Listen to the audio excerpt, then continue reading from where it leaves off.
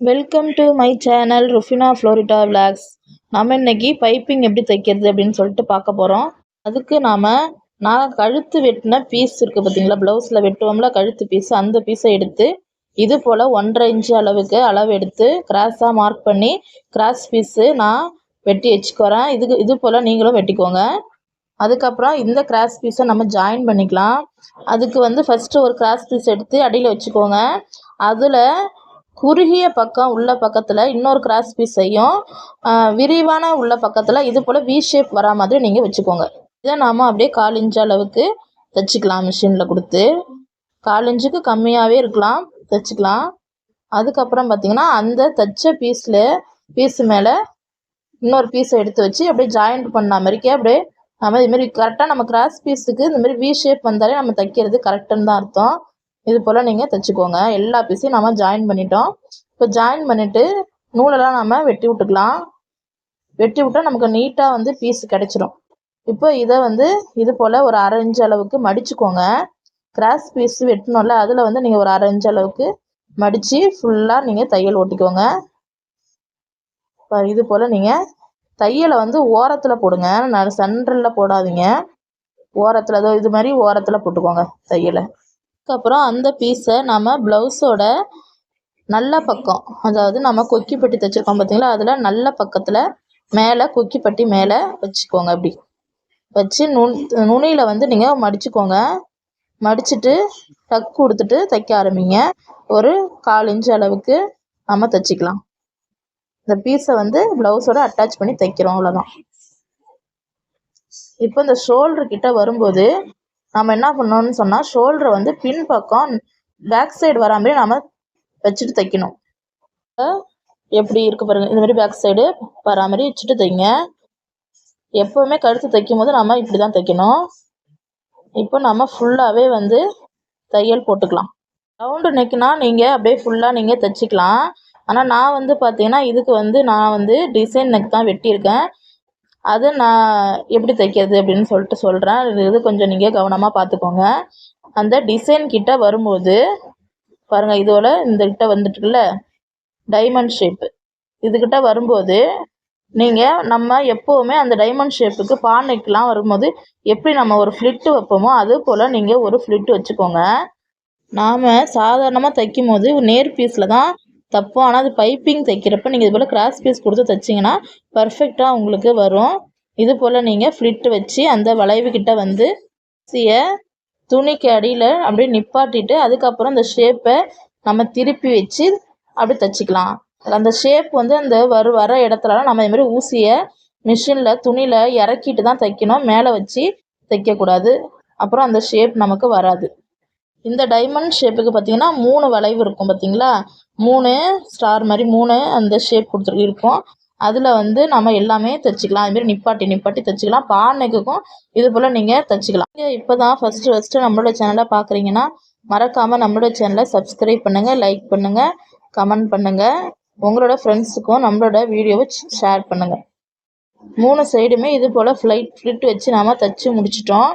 அதுக்கப்புறம் எப்பவும் போல் நம்ம முன்கழுத்துலாம் ரவுண்ட் நெக் தான் இல்லையா, அதனால் நம்ம ஈஸியாக கடகடன்னு தைச்சிடலாம். அப்படியே அதே மாதிரி இந்த பக்கம் ஷோல்டர்கிட்ட வரும்பொழுதும் நீங்கள் அந்த ஷோல்டரை தைச்ச அந்த ஷோல்டர் பேக் சைடு பார்க்குற மாதிரி நீங்கள் திருப்பி விட்டுட்டு தைச்சிக்கோங்க. கழுத்து பீஸும் கிராஸ் பீஸும் நவுந்துராத கரெக்டாக வச்சு நீங்கள் அப்பப்போ கரெக்டாக இருக்கான்னு செக் பண்ணி தைச்சிக்கோங்க. இப்போ நம்ம எண்டு வரைக்கும் தைச்சிக்கலாம்.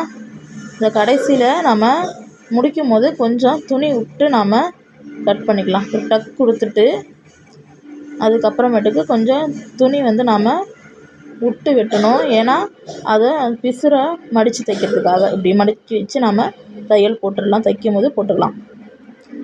பாருங்கள், இப்போ நம்ம டிசைன் எங்கெல்லாம் நம்ம ஃப்ளிட்டு வச்சோமோ அங்கெல்லாம் இது போல் கத்திரிக்கோலை வச்சு நீங்கள் தையலை வெட்டாமல் லைட்டாக இது போல் கட் பண்ணி விட்டுக்கோங்க. அப்போ தான் நமக்கு ஷேப் கிடைக்கும். நான் ஷேப் நல்லா ஆழமாலாம் கொடுக்கல, லைட்டாக தான் ஷேப் கொடுத்துருக்கேன். நீங்கள் ஆழமாக கொடுத்தாலுமே இந்த மெத்தடில் தைக்கும் போது நல்லா வரும் உங்களுக்கு. இப்போ நீங்கள் மறுபடியும் என்ன பண்ணுங்கள், கொக்கி பட்டி கிட்ட போயிடுங்க. கொக்கி பட்டி கிட்ட இந்த மாதிரி தைச்சிருக்கோம் பார்த்தீங்களா, அந்த துணியை இது போல் நீங்கள் மடிச்சுக்கோங்க. பைப்பிங் கொஞ்சமாக இது போல் அழகாக ஷேப்பாக நான் இங்கே மடிச்சுக்கோங்க. இதுக்கு நீங்கள் த்ரெட்லாம் தேவையே இல்லை. இது போல் தைச்சாலே நல்லாயிருக்கும். உடம்புல போடும்போது தைக்கிறத விட உடம்புல போடும்போது தான் இந்த பைப்பிங் வந்து பார்க்குறதுக்கு அழகாக தெரியும். பாருங்கள், இது போல் நீங்கள் மடிச்சுட்டு அப்பப்போ நீங்கள் இதெல்லாம் மடிச்சுக்கணும். மடிச்சுட்டு தையலை வந்து ஓரத்தில் போடுங்க. பார்த்தீங்களா, இது போல் நீங்கள் ஓரத்தில் தையலை போட்டுக்கோங்க. கரெக்டாக நம்ம எங்கே மடித்தோமோ அது பக்கத்துலேயே அப்படியே போடணும். நவுத்தி போட்டாலும் அப்புறம் தையல் அசிங்கமாக தெரியும். இந்த பிசுரை வந்து நீங்கள் கழுத்து பீஸோட சேர்த்து இப்படி மடிச்சுக்கோங்க. மடிச்சுட்டு நீங்கள் தைச்சிக்கோங்க.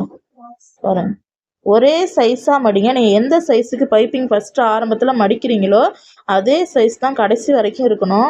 அது போல் பார்த்துங்க, கொஞ்சம் பெருசாக சின்னதாக அது மாதிரி இருந்தால் பைப்பிங் வந்து அழகாக இருக்காது. ஃபஸ்ட்டு நம்ம எந்த சைஸுக்கு மடிக்கிறோமோ அதே சைஸு நீங்கள் கடைசி வரைக்கும் கண்டினியூ பண்ணிக்கோங்க. இது ஈஸி தான். உங்களுக்கு ஃபஸ்ட்டில் தைக்கும்போது கொஞ்சம் கஷ்டமாக தெரியும். அதுக்கு நீங்கள் தைச்சிட்டிங்கன்னா உங்களுக்கு ரொம்ப ஈஸியாகவே இருக்கும். ஃபுல்லாகவே இது போல் தைச்சிக்கோங்க. ஆனால் அந்த டிசைன் நம்ம ஃப்ளிட் வச்சோம்ல அந்த இடத்துல வரும்போது இப்படி ஃப்ளிட் வைக்கிறப்போ ஊசியை நாம் துணியில் கீழே இறக்கிட்டு அதுக்கப்புறம் திருப்பிட்டு தைச்சோமோ அது போல் நீங்கள் ஊசியை இறக்கிட்டு திருப்பிட்டு அப்படி தைச்சிக்கோங்க. அப்போ தான் உங்களுக்கு ஷேப் கிடைக்கும். இதில் பாருங்கள், இப்போ இந்த இடத்துல வந்து நம்ம அப்படியே நிப்பாட்டிக்கலாம். ஊசியை இறக்கிட்டு கரெக்டாக ஷேப்பில் வந்து இறக்கிட்டு இது போல் திருப்பிக்கிட்டு அப்படின்னு தைச்சிக்கலாம். இதே போல் நீங்கள் 3 சைடுமே நீங்கள் தைச்சிக்கோங்க. கொஞ்சம் பொறுமையாக அந்த பா நெக்கு இது போல் நீங்கள் டைமண்ட் நெக்கு தைக்கிறப்ப மட்டும் இது போல் கொஞ்சம் பார்த்து நீங்கள் பொறுமையாக தைச்சிக்கோங்க. ரவுண்டு நெக்குக்கு நீங்கள் அதெல்லாம் எதுவுமே பண்ண தேவையில்ல. அழகாக நம்ம பெருசாக தைச்சிட்டே இருக்கலாம். நீங்கள் அப்பப்போ இந்த பிசுரை மட்டும் கரெக்டாக கழுத்து பீஸோட மடிச்சுக்கோங்க. மடிச்சுட்டு பிசுரை விடாத நீங்கள் மடிச்சுக்கோங்க.